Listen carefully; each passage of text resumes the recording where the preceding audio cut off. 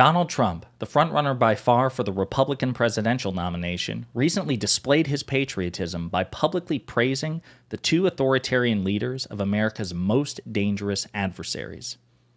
But before we unpack all that, if you haven't yet, please hit that like, subscribe, and the alert bell. Maybe check out my Patreon. I'd appreciate the support. All right, so on this channel, we made it a point to repeatedly discuss and shine a spotlight on Donald Trump's authoritarian impulses, his authoritarian record, and most dangerously, his authoritarian plans should he get a second bite at the apple, should he be reelected in 2024. But this weird impulse towards authoritarianism also manifests itself in other ways, and one of which is, just apropos of nothing, this man will he'll foist praise on authoritarian foreign leaders. And so I want to play some clips here. Two of them are back-to-back. They were in the past couple of days. One was in an interview, another one was at a Trump rally, and then we're going to play a third, which is less recent, but it's from a couple of months ago, in which he praises a third authoritarian leader. But in this first clip, Donald Trump is talking about Xi Jinping of China. President Xi, I had a great relationship with him.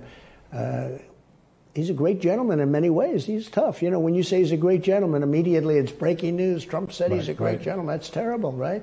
If you say he's smart, I remember once I said, yeah, he's very smart. He controls 1.4 billion people with an iron fist. He's very smart. They said he's smart. You know, like I'm not supposed to say smart. Okay, he's not smart.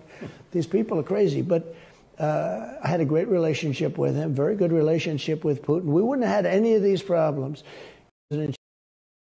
Okay, so that first clip is so, I mean, again, talking about Xi Jinping as a gentleman, he's very smart, and notice how he says, he just gives the game away, right? It's just total mask off. He doesn't say because he motivates or he inspires 1.4 billion people. He says because he controls 1.4 billion people with an iron fist, and you can just see Donald Trump, just the heart emoji eyes, because he loves the idea of having that sort of authoritarian control over a populace that large.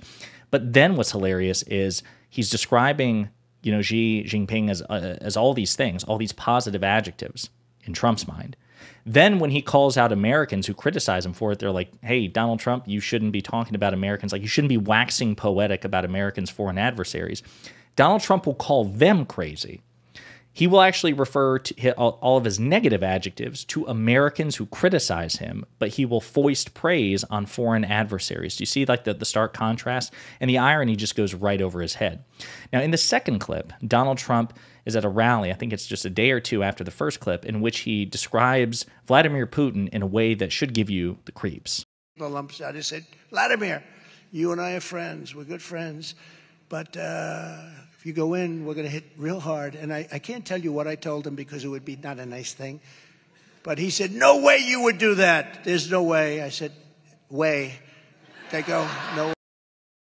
So Vladimir Putin, who interfered in multiple U.S. presidential elections, of course, on Donald Trump's behalf, and has actually invaded our friend, our real friend, Ukraine. Donald Trump calls him a friend, Vladimir Putin a friend, and then he describes it almost like he's reading dialogue from like Mean Girls or something. I said, no way, you know, don't you do it. Vladimir Putin said, no way, and I said, way. It's so weird that this man was once in charge of foreign policy, at least nominally, and wants to be again, and that there are many people out there who believe that the world would be in a better place as a result. It's very strange. This last clip is from a couple of months ago, okay, and he refers to, I think, the final point of the unholy trinity of foreign autocrats, foreign authoritarian leaders, Kim Jongun from North Korea. South Korea, we take care of their economy. We take care of everything. We take care of the military.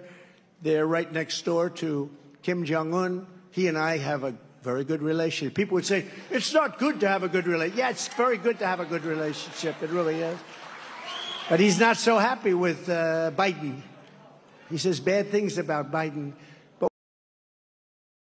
Donald Trump makes it abundantly clear that he respects and values more somebody like Kim Jong-un, who is, again, authoritarian leader of North Korea, that Donald Trump has more respect and tolerance for somebody like that and Vladimir Putin and Xi Jinping than Joe Biden or Democrats or Mark Milley, the former chairman of the Joint Chiefs of Staff, or anybody. See, here's the thing.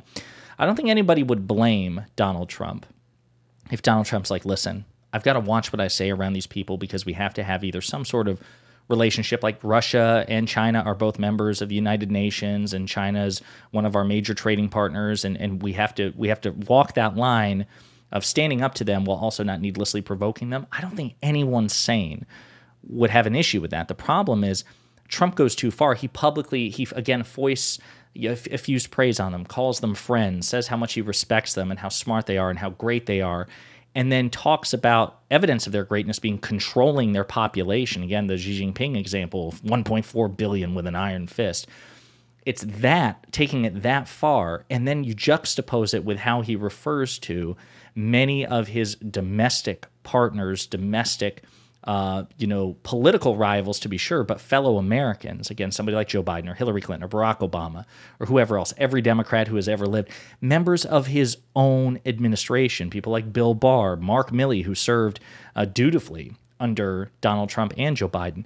That's the problem. The fact that you would take the praise to an absurdly unnecessary level while also demeaning and dogging your fellow Americans. That's the weird contrast. Anyway, again, this just goes to remind you that, yes, there's an authoritarian plan out there, Project 2025, in which Trump wants to reshape the executive branch to accrue more presidential power. But there's also, again, it's just these mask-off moments in which he basically gives the game away that he wants to be like Xi Jinping, Vladimir Putin, and Kim Jong-un. This is another... All these moments right here would have been eminently disqualifying for any presidential candidate of any party, let alone the Republican Party, 10 years ago. What happened?